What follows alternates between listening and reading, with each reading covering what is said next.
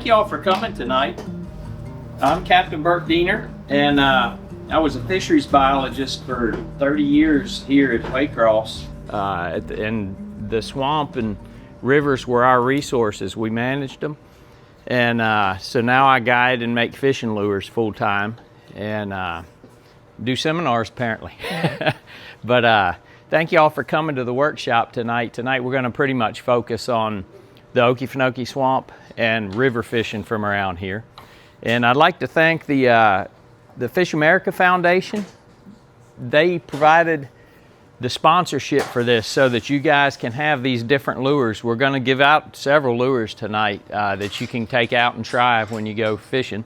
And also the American Sportfish Association, and Seth with Satilla Feed Outdoors, and myself with Bert's Jigs and Things. We sponsored this workshop series. So the goal, FishAmerica Foundation wanted to encourage folks, or not encourage, but kind of give them the confidence so that they will continue to keep fishing, which is angler retention. So that's kind of the focus of this workshop series. It's to allow you to actually do hands-on rigging, where hopefully you'll leave tonight and you'll understand these rigs better. Last week we did a lot of rigging for bass and crappie, and tonight we'll do some of the bass rigging, some of the panfish rigging, and just let you see some of the stuff, get your hands on it, and hopefully learn some stuff along the way. And it's pretty much open format. I mean, I've got an outline here. We're going to work through these different lures and learn how to rig them or how I rig them. And that's what's neat about fishing, what I love about fishing. It's called Rigging It Right with Captain Bert, but I'm going to learn from you all. You're going to teach me as well as learning stuff from me. So that's what I love about fishing. There's ways that are wrong. There's definitely ways that are wrong, but there's lots of ways that are right. You can catch them with a lot of different stuff. As you can see, the pegs are full of different options, almost overwhelming. I mean, we catch in the swamp, we catch them on a little $1.50 Sally, or you can go like Seth and throw a $150 bull shad at them, and he caught fish. It took them, what, 5 before they tore the tail off? So even a $150 lure doesn't hold up to them, but anyway, there's lots of ways to do it. That's what's neat about fishing. So anyway, we'll go ahead and tear right into it. Anyway, my dad says that I've been fishing since I was 6 months. My dad claims that my first word was ish. I was in a backpack. He took me fishing at about, I don't know, 18 months or so. And he caught a fish and he held it up and said fish, and I said ish. So that was my first word. I claim it anyway, whether it's true or not, but that's what he says. I don't really remember it. But I've been doing this a long time, learned a lot of stuff, forgotten a lot of stuff. So we're gonna work through it. This is our fishing pole for tonight. So the first thing that we'll do, last week we taught the improved clinch knot. And so does everybody have a piece of monofilament in front of them? All right. What we're gonna do is you're gonna attach the line to the end of this pole. Later on tonight, this is gonna be your brim buster. Right now, it's your panfish and bass rod for the next little bit. And we'll rig some different stuff. But go ahead, put your line. This is an improved clinch knot, and this is 100% knot. It's pretty simple to tie. So what you're gonna do is put your line through the loop,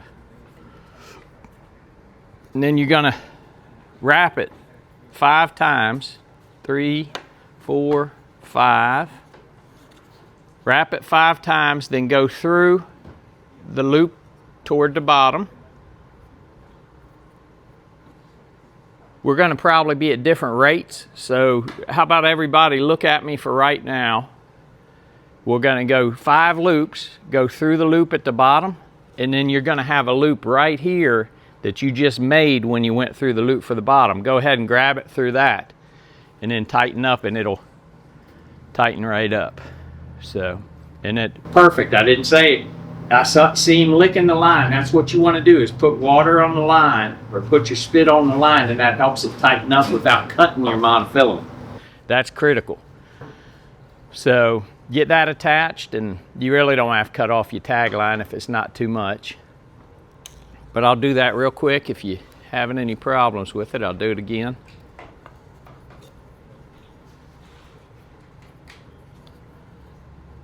Go through the loop 5 times around, 3, 4, 5. Come through that loop, and then you've made another loop. Come back through that. And that is an improved clinch. Now, this is 100% knot, and it's actually a really good one for fluorocarbon also. The Palomar that we're going to learn in a little bit is not as good, supposedly. It cuts the line a little bit. So when you're tying monofilament, this or a Palomar knot's good, but for fluorocarbon, you really want to do the improved clinch, this one I just showed you, if you want 100% knot. So that's got that. Tonight we're going to talk just a little bit. Everybody got it? Everybody got theirs attached okay? Anybody having trouble with the knot? All right. For those that were here last week, this is the repetitive stuff, so this is what helps cement it. And when you do it more than once, it'll help get it in there, get it in your head. So line selection. There's all kinds of line. Where's your line wall, Seth? Around the corner? Yep, over there. There's a bunch of different kinds of line, and they all have their own properties. We got braided line, which I love. I use braided line for a lot of stuff. He's passing out the monofilament and fluorocarbon. The braided line has no stretch, and it floats. So that property, well, now they make braided line that sinks. So that even adds another twist to it in your line selection. But braided line has no stretch, so when you set the hook, it's going straight to the fish, straight to that hook, and driving it in his face. But it can also bend the hook. So when we're in the swamp using these light wire hooks, I mean, you don't want to just jack him if you got braided line. But if you got monofilament and you don't jack him, he's getting off a lot of times. So the monofilament stretches a lot. So the longer you're out, the more stretch there's going to be in that line. Fluorocarbon is kind of in between the two. Fluorocarbon, I like it a lot for the abrasion resistance. It's more abrasion resistant than monofilament. So there's the whole gambit from but monofilament's cheap. I mean, you can replace your line every fishing trip. In fact, I used to replace it almost every tournament. If I had really beat it up on a lot of cover, I would replace monofilament back in the day almost every tournament. So I wanted fresh line on that thing. So you got everything in between. Fluorocarbon's expensive, but it's not as expensive as braid generally, unless you get in the Seagar, the real expensive brands. So you really need to figure out what kind of bait you're fishing. Like if you're fishing a worm or something where you're crawling along and sensitivity is important, which you think would be the best? Braid. You're going to feel every time he breathes on it with braid. Fluorocarbon's good too. In the river, I usually rig my Texas rigs with fluorocarbon because there's a balancing act on that, what you feel and how much stretch there is. And I've gotten the feel for fluorocarbon, and I like it for the abrasion resistance also. It's really hard. So monofilament, I can't use it on a worm if I'm worm fishing in the river, but it's a personal preference now on how you rig it. So you try to figure out like a buzzbait. You want a little bit of stretch in that. So a lot of times I'll throw monofilament on a buzzbait. Top water, same thing. I want to work that thing, and I want it to have I want him to suck it in. I don't want to pull it away from him. Spinner bait, same deal. A lot of times I'll throw a fluorocarbon. I want that intermediate. So you really need to, as you're fishing, use the different ones. Use the different brands. Some monofilament has more stretch than others. So just use the different brands and kind of dial in what works best for you. But moving baits in general, you want to go toward the monofilament or the fluorocarbon. And the feel baits are more toward the braid or the fluorocarbon. So it's a balancing act, and it's according to budget too. If monofilament's what you're going to buy, then buy monofilament. And it'll work. It's worked for many years, but Just buy one that doesn't have as much stretch to it. So, any questions on line selection? That's pretty much, there isn't a whole lot we can do hands-on with line selection.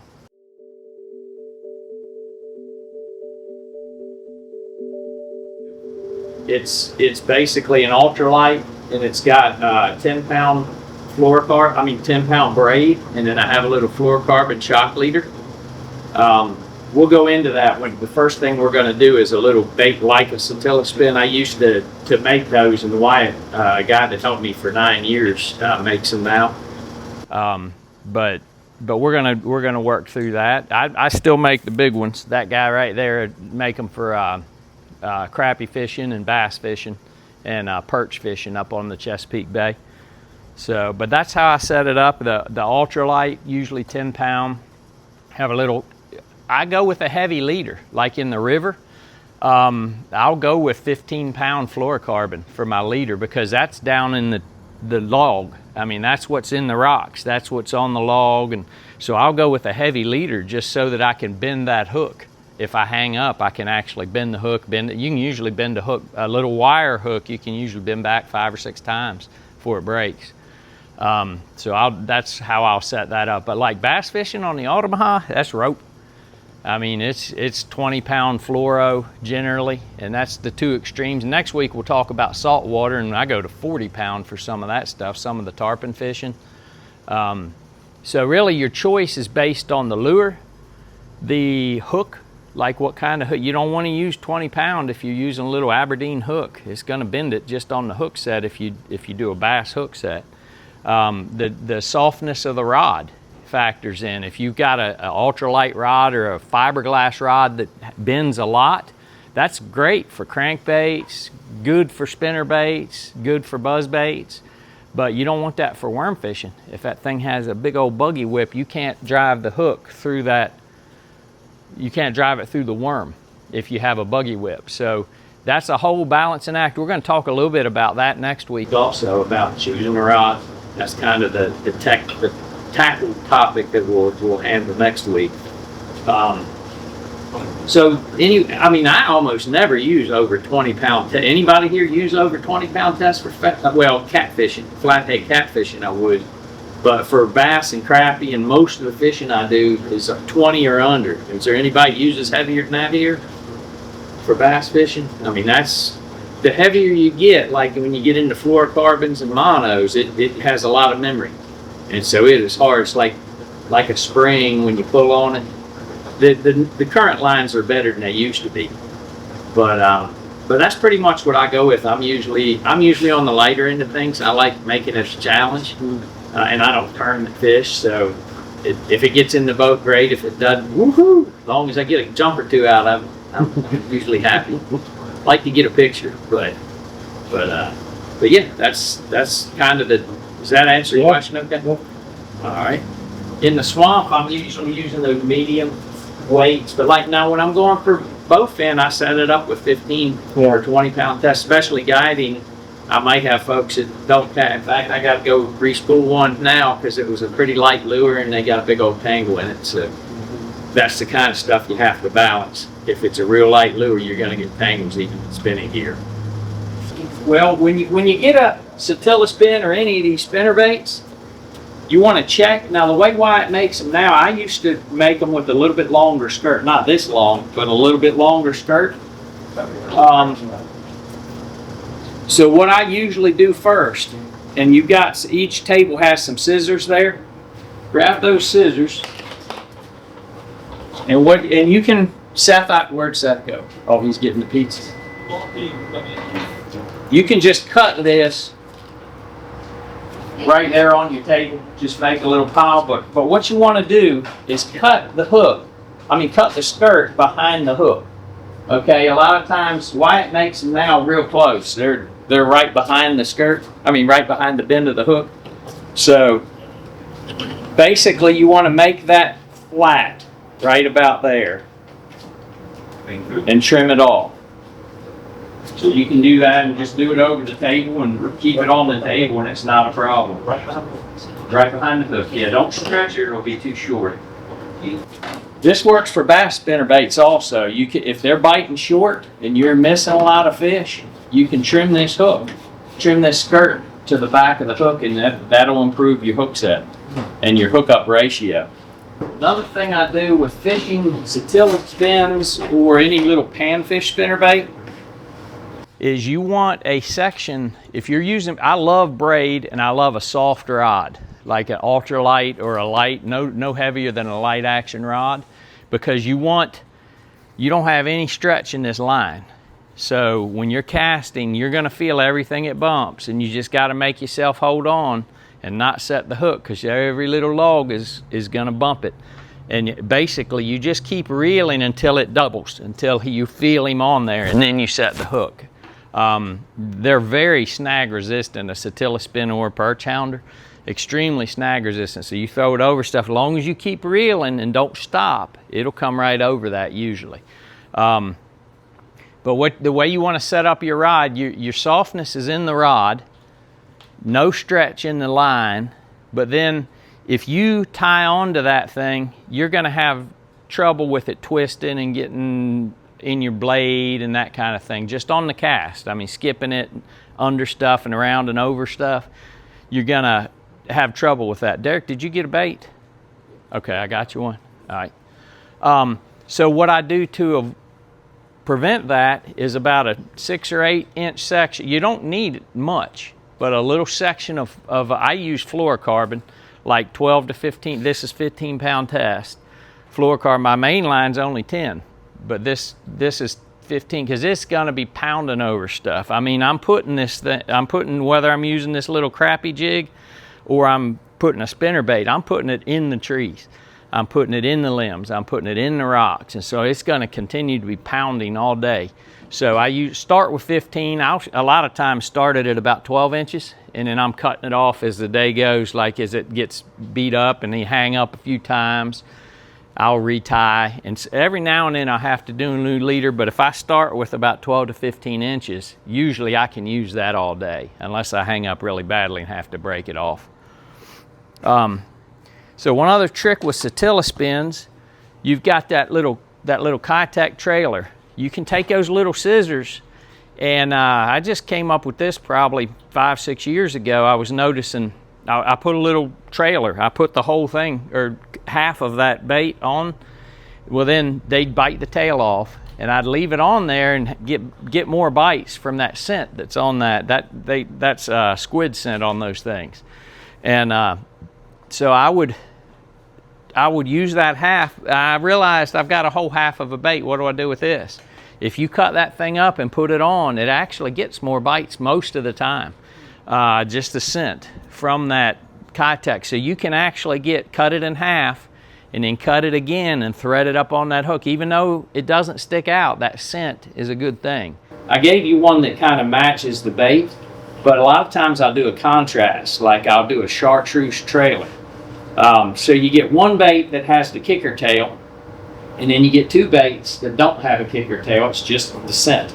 So that's a little trick that I've been doing for 5-6 years, something like that. And it gets more bites, so you can cut that up if you. Now, do not leave that on the hook. Like if you're putting this in a tackle box, because it's got salt in it, and it'll eat up, it'll rust the hook. So don't leave it there, but you can use it during the day, and that'll get you more bites. But those little guys like that tail. They'll eat that tail up. It gets kind of aggravating at times. So that's the Satilla spin. Seth has got, I don't see them right there. They are right there. He's got a huge selection of them. Pretty much every color Wyatt makes. So Southern Fishing Company now makes them. One of the other things that I do, let's see, let me make sure I covered everything there. Oh yeah, I did not talk about, oh yeah, we got to do our Palomar knot. So here we go. Let's tie that Satilla spin. Well, that's a perch hounder, but let's tie that lure onto your rod, okay? Here's my thing from last week. So you're going to go through the loop eye, and this is why this Palomar, I actually prefer the Palomar knot for Satilla spins. Anything with a loop like that, if you tie an improved clinch, it can slip. I've had it slip off of split rings and loops like what's on that lure. So Palomar knot, you're going to go through the eye, and you're going to go right back through the eye. I mean, if you want to make the loop to begin with, you can, but it's going to basically be a loop. You're going to have doubled line, okay? And in fact, go ahead and watch me instead of trying to follow along, and then we'll do it again slowly. So you're gonna go have it doubled over.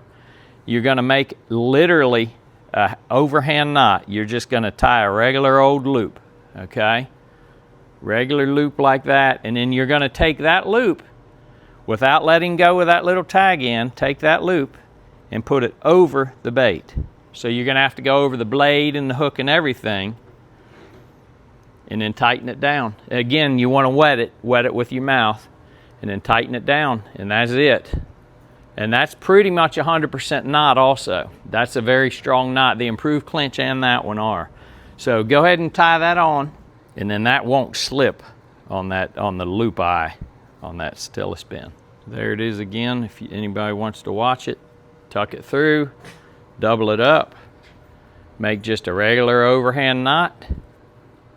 Give yourself enough, and that's the key, give yourself enough space to get over that bait. I mean, you don't want a little tiny loop.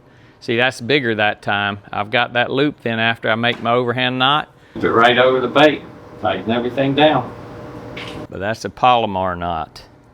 All right, while you're finishing that up, crappie fishing in rivers, I use a lot of last week we did some curly tail jigs and stuff like that. I use all that stuff. But I also use a Mirage jig,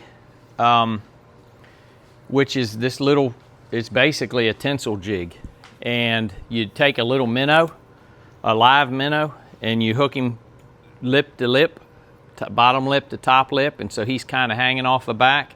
And it just gives it a little bit more flash, and I'll pitch that around treetops in the rivers and catch a lot of crappie on it. The Satilla spins I pretty much am using for bluegill, red breast, the real stump knockers, the real aggressive fish. But crappie and shell crackers, I'm usually putting a worm on this, something like that. But you can dabble this thing around cover and catch crappie. It's real effective, especially in the wintertime. I mean, this is almost all I throw in the wintertime around here is get a minnow and stick it on this and then work it around just like I'm bass fishing. But I'm catching panfish on ultralights. So that's something. Everybody good with the Palomar knot? If I get that, we can work on it later on if you had trouble with it. You can tie it again just to practice. Definitely try to tie it again in the next day or two to remember how to do it if you've never done it. But that's one that you want to learn, the improved clinch and that one. All right, couple tips on buzz baits. How many folks have thrown a buzz bait before? So almost everybody. Well, hopefully you'll learn a trick or two tonight, and maybe you can teach me a trick or two. A buzz bait is an awesome big fish bait. I caught my first 10-pounder on the Ultimate High on the buzz bait, and it's a big bass bait. We're kind of switching gears now to bass, but this is a big bass bait. So you need to pay attention to a buzz bait if you want to catch a big bass. It's a good choice. A lot of other ones are too, but this one's a really good choice. This is a color that I love around here, gold blade and black and gold. It's excellent. Buzz baits are usually good early morning anyway, so that black color gives it a good silhouette. In our black water, it's just usually a really good color. So this is a bait.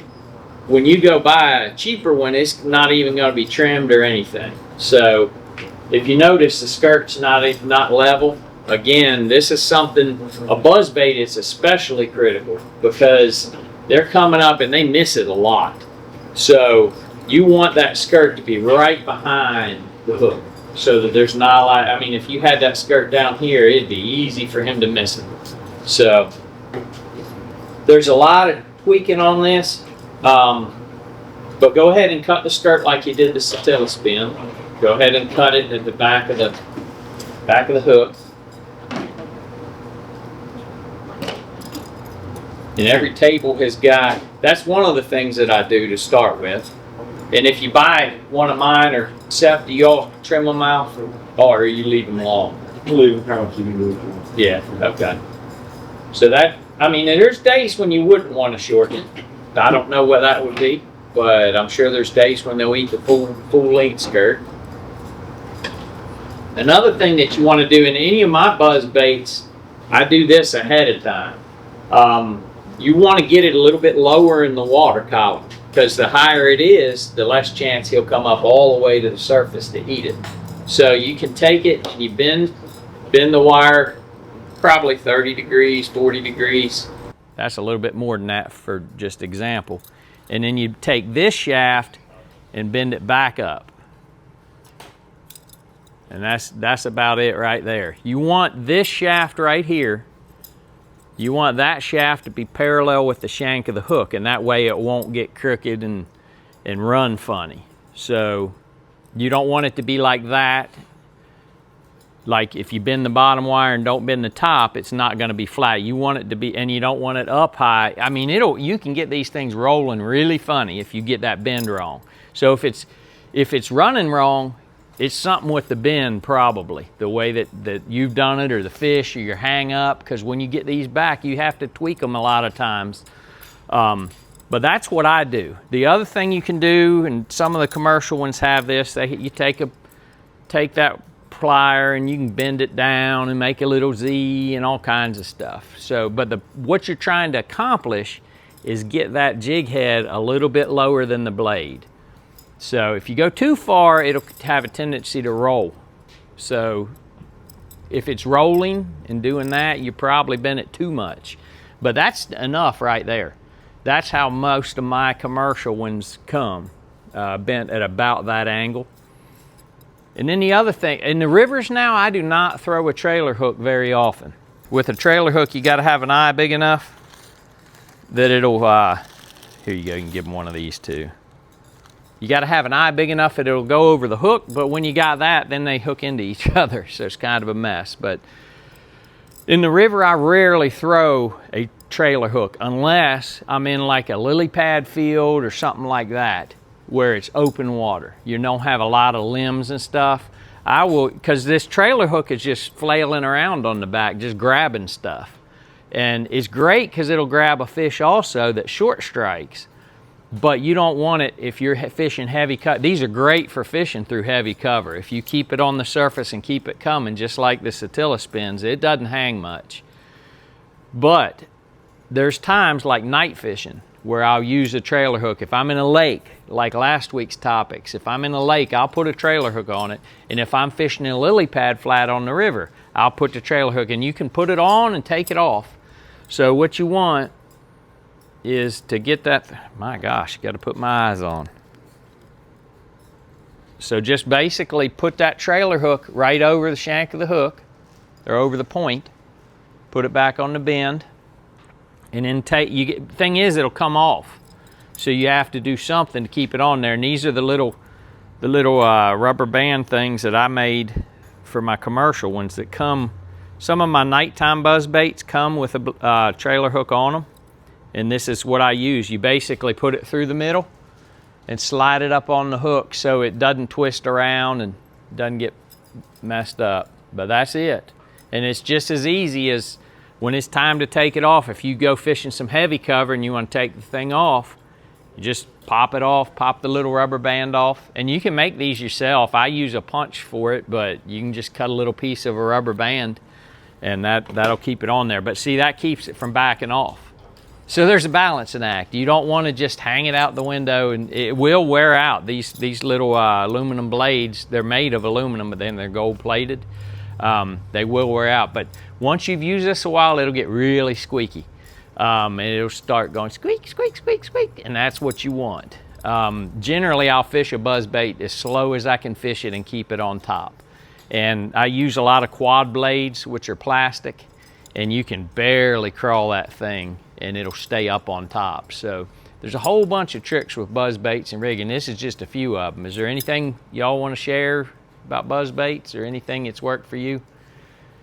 The 10-pounder I caught was on a white and chartreuse above Jessup, and it was just in an oxbow lake on May 7th. I 1995. And I didn't have a trailer hook on it that night. or actually evening. We were camping out on a sandbar, but it was something else. I mean, when you get a 6 or 7 pound bass that hits a buzzbait, you will be addicted to it. It's a blast.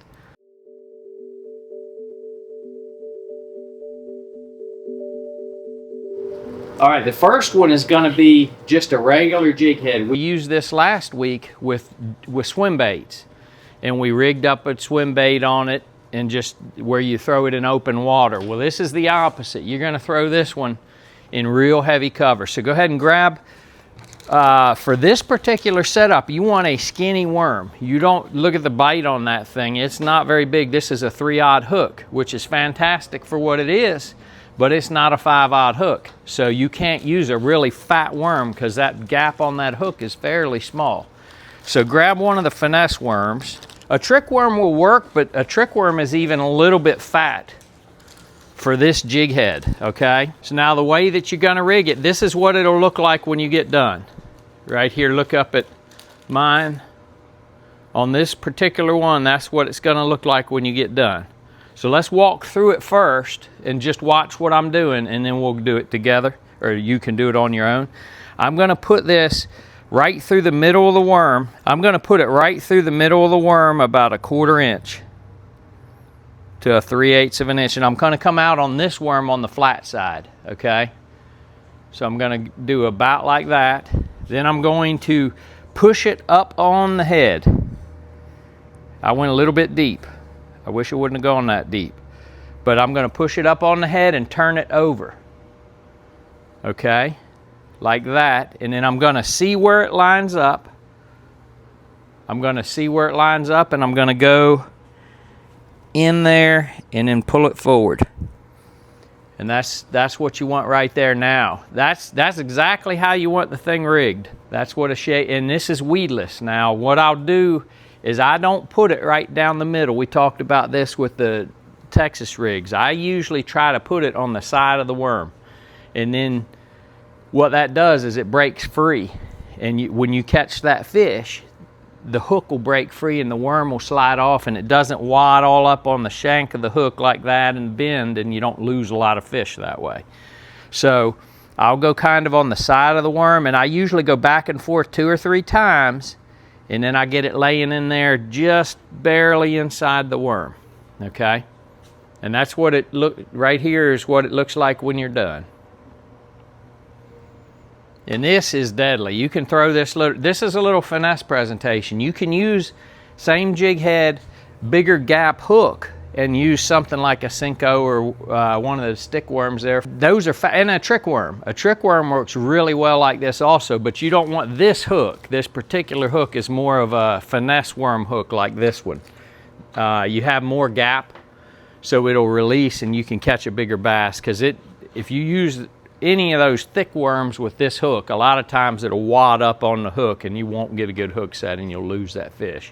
You'll get 2 jumps out of him and then he'll spit it. You don't want it to have kinks in it and it looks funny when it falls, but this thing looks real natural. It'll drop to the bottom. If it's a floating worm, it'll just kind of sit there. If it doesn't, it'll kind of slowly fall over, and you hop it a couple times and let it fall again, hop it a couple times and let it fall again, and just work it through cover. You can drag it. Some days they want to drag it. This particular one now, you can retie if you want. Cut your bait off and retie. If you want to practice a Palomar knot, I would use a Palomar knot on this. I love the ones with the spring on them because it holds them better.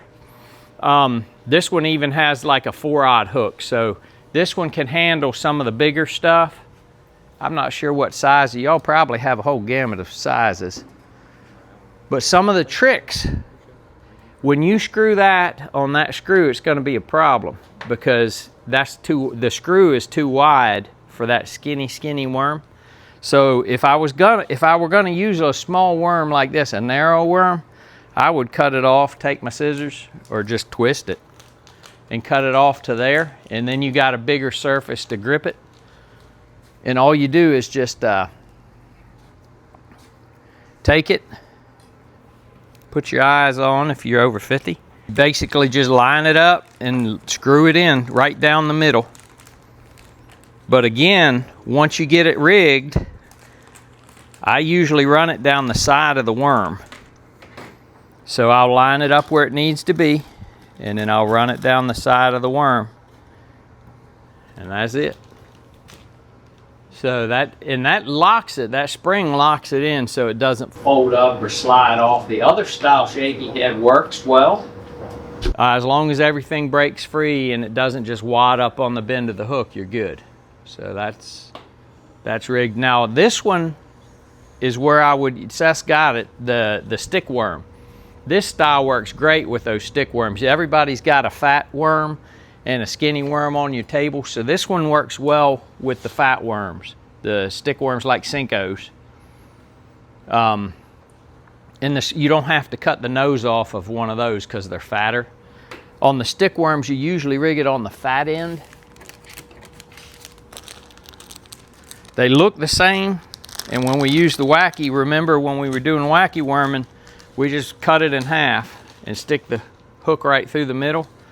But this stick worm has the best action, skinny end away from the jig head. So you got the fat end, you screw the fat end on the screw.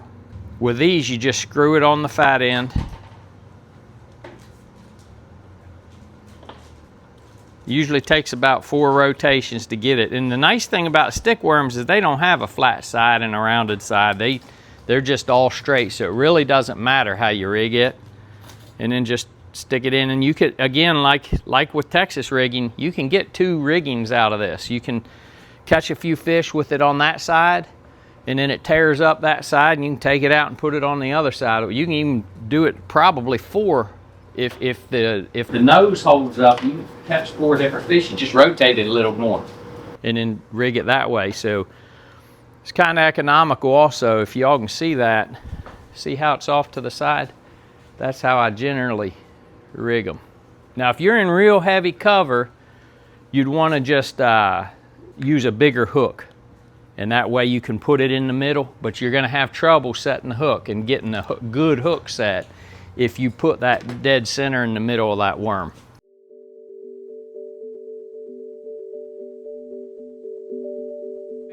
If you buy a jig, it's going to be trimmed up, but we're going to trim it tonight. I'm going to show you what all I do, and I get to use my drawing that I forgot that, or I thought that I hadn't gotten a chance to use. This is a little micro jig. One of the things I do in the rivers is I go small.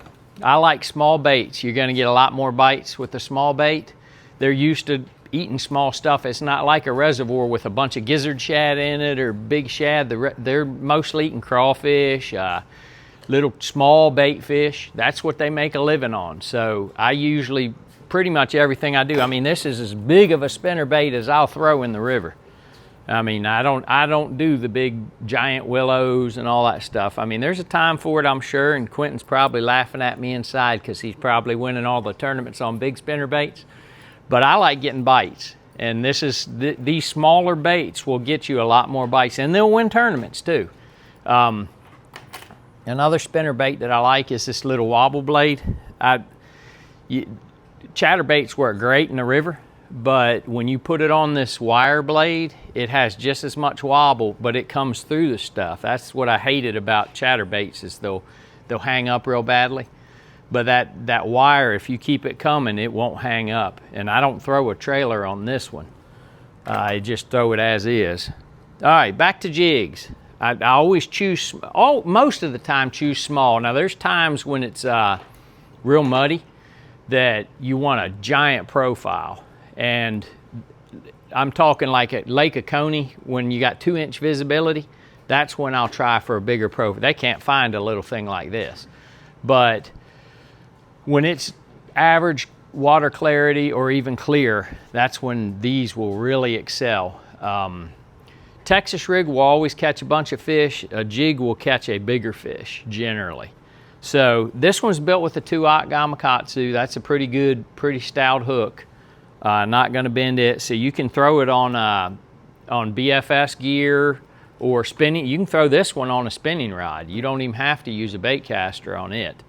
But when you buy a jig, it's generally trimmed up, okay? But a lot of times they leave it long, like like if I were commercially selling this jig, I would cut it about there. If you buy one of mine, it's about 1/4 inch below the hook, and it's all the same length. Well, the key with a jig is you want to get their attention.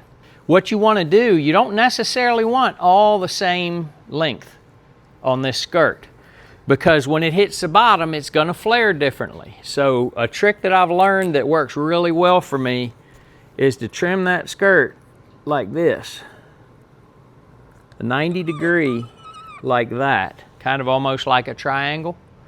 And then you got all kinds of different lengths of skirt. You got real short here, you got longer here, and you want that middle part to cover the hook. You don't really want the hook visible. Can you all see that? That's how I trim my jigs when I use them. Now commercially, it's gonna be straight across like you're used to seeing. But that's how I trim my jigs. And what that does is when that thing hits the bottom, it's gonna flare out. Those little ones are gonna go boing and shoot out there fast.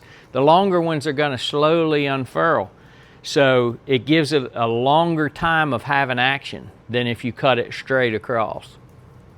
So go ahead and trim yours up. I mean, you can trim it however you want. I mean, you can get fancy with it if you want to and just get in there and make lots of different lengths. But this is a quick way to trim it where you're going to get lots and lots of different lengths of skirt. And then the last thing I do is still not ready to fish. I will take it and make it 2 bunches and push them out like that. And what that does, a little V. And now if I'm fishing real heavy cover, I don't do this. Real heavy cover, I leave it as a wad over the hook. But this gives the fish a straight shot to it, because one of the complaints is getting a good hook set on a jig bite. This will do that. This moves that weed guard out of the line of the hook, and they can just crunch it. And you get a really good hook set when you do a V like that. So unless it's real super heavy cover, that's a good idea to spread that weed guard. And then trailers. Uh-oh, I hadn't passed out trailers. Sometimes you want a lot of action, like a curly tail or a double curly tail. Sometimes you don't want as much action. Here's a little curly tail. You can shove it on there for a trailer. And that's like a bait fish kind of thing. Swim jigs and stuff like that, I'll usually use this kind of a trailer. Crawfish is what I usually use. Some kind of a plastic crawfish, because that's generally what you're doing with a jig, is you're imitating a crayfish. That's about right. That's gonna be, well, my jig doesn't look right. But this little 2.8, that's gonna be the right deal generally. Whereas this 3.6 is a little bit big. That would work in certain situations. If I want it to fall more slowly, I'll use this bigger trailer. Or that grub was really fat, I'll use that. But this to me is the perfect size, that 2.8 crawfish, crazy flapper. Now with this particular trailer, these Catex, you have to bust the little legs apart. So you might want to do that if you're going to keep. This is going to be yours, so if you want to grab a trailer and put it on there, I mean, again, don't leave this on the bait in your tackle box though, because it will rust the hook. But so matching a trailer is just as important as trimming it upright. Little twin tail trailers, which this is kind of a twin tail trailer because those 2 claws are going to be kicking. They make chunk trailers, which just looks like 2 little legs that kick. Very subtle action. This has a little bit more action. That's really what you want to dial in, is what they're biting at that time. If you think they're active, I mean, just try it. Try it. Everything from just a chunk trailer, which doesn't have action, to one of these, or a curly tail, which has a whole lot of kicking action. So that's jigs.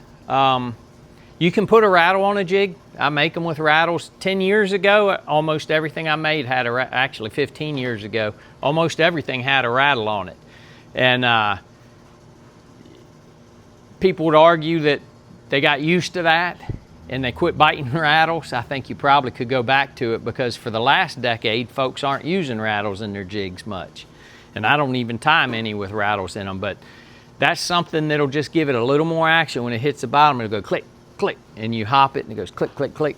So that's something that you can do that's a trick with a jig. But that's it for the rivers. How many people fish the swamp? Okay, quite a few. Quite a few. How many people fish for panfish in the swamp? All right, how about bowfin and pickerel? Because those are the two things.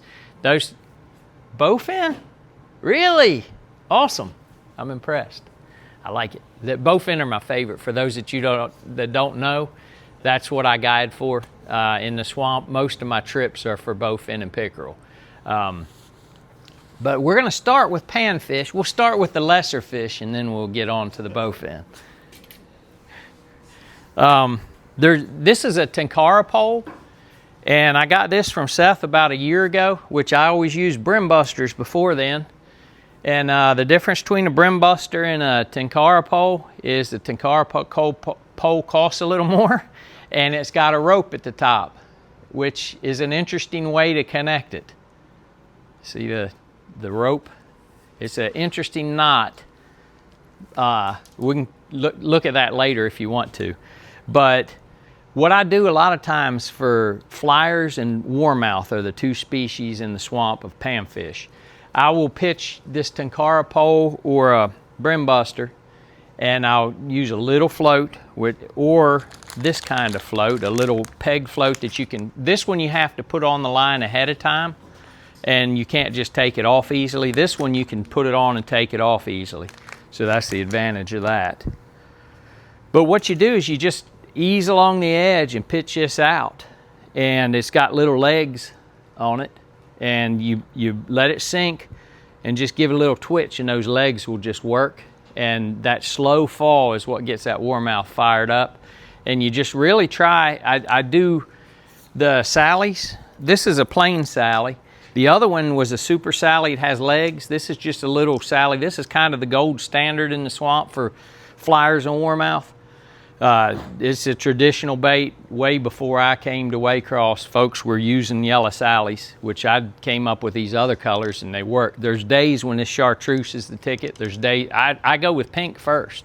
Pink is my first choice. I've done best with pink. I don't know if it's they have more pressure with the yellow. They're used to looking at it. I don't know. Yellow is the standard, and it catches a lot of fish. But chartreuse and pink are the other two that are definitely need to have with you. But that's it. A flyer is a strange fish. If you haven't seen one, it's about that big. A nice one is about that big, and it has big fins like a crappie. It looks very much like a bright green crappie. They don't get real big, but they are fun. But the thing you got to do when you're fishing with the brim buster is you pitch that Sally out, and a flyer is not going to take it and sink it like a bluegill. You know, a bluegill will take that float and you twitch, and boom, it's gone. And a warmouth too. They hit it pretty quick and it'll go down.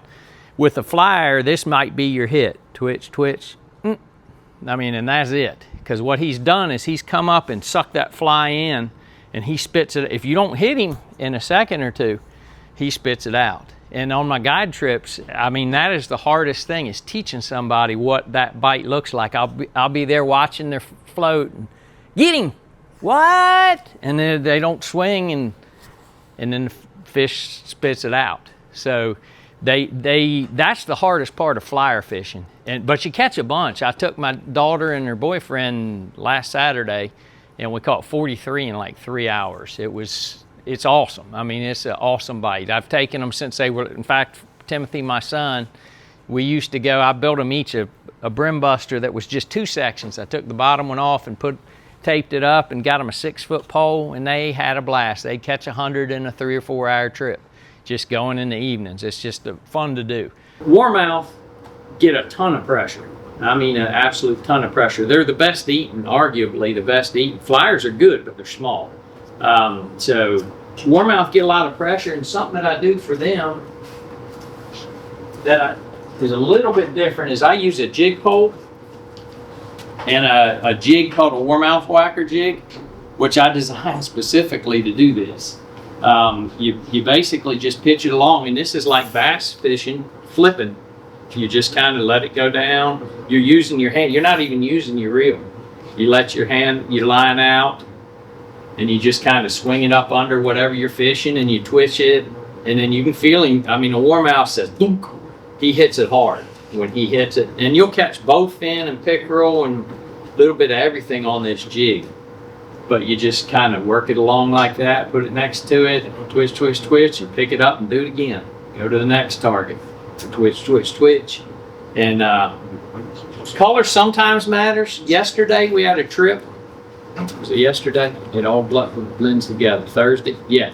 Yesterday we had a trip where they were nailing this. On Monday, I think it was when we caught them on that Sally, that actual one, the pink with the white with pink. They were nailing it. It was either Monday or Tuesday.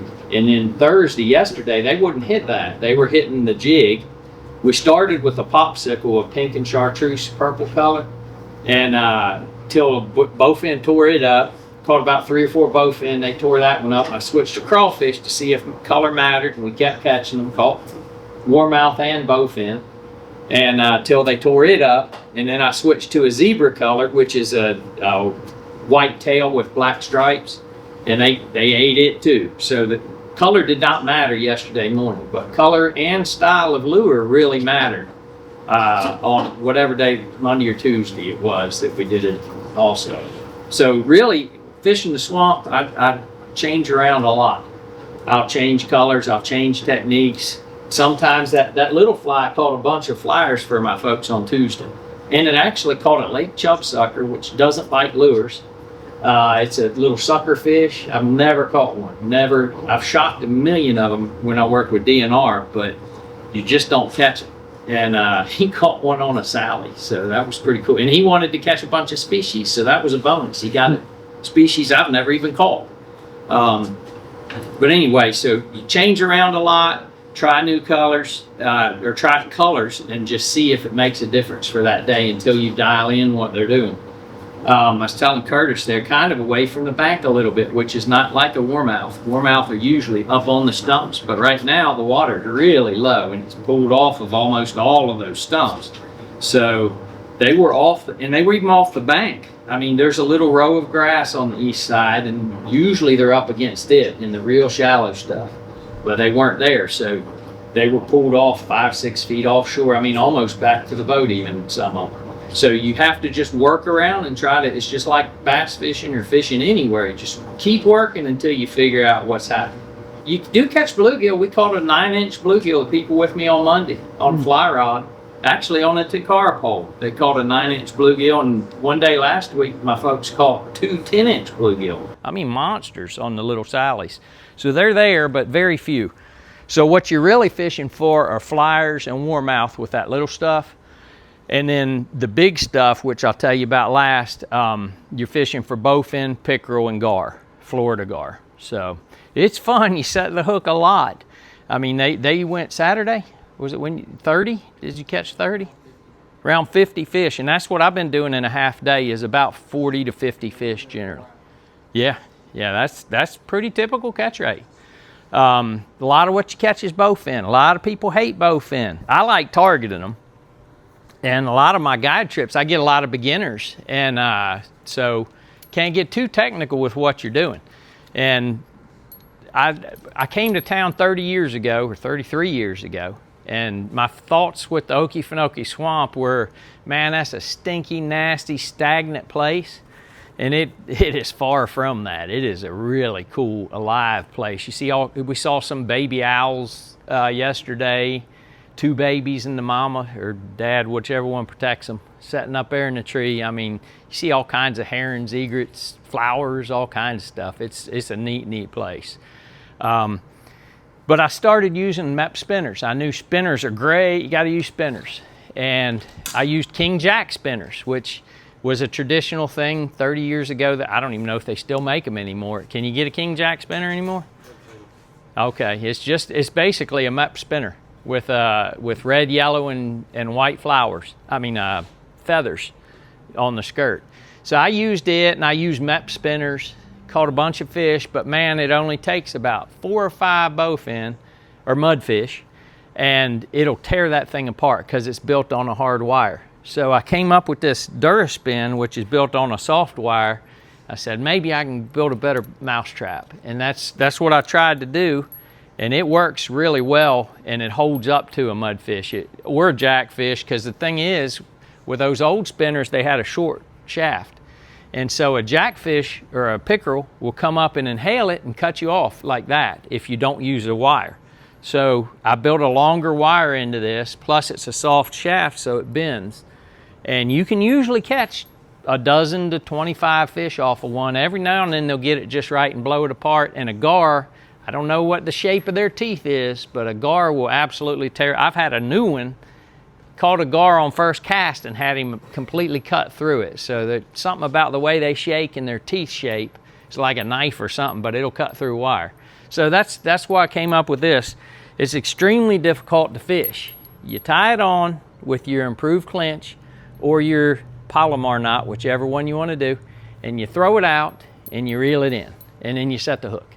And that's, I was being sarcastic about being hard to fish. They're very simple to fish. And spinners are deadly. I mean, you can throw all kinds of stuff. If you want to throw a $150 swim bait, a bowfin will hit it. I mean, that's what Seth did for those that didn't hear that story at the beginning. So they'll hit a lot of stuff. They'll hit one of my buddies used one of his Rapalas.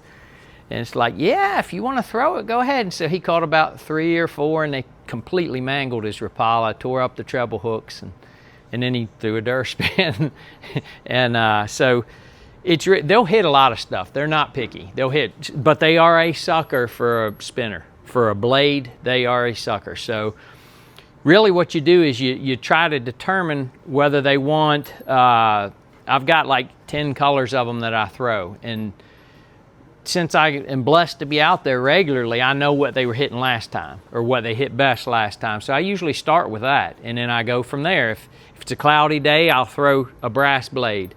If it's a sunny day, I'll throw a silver blade and try to get as much reflection as possible. And then in between is a chartreuse blade or a white blade, which it makes its own flash, just like in bass spinner baits.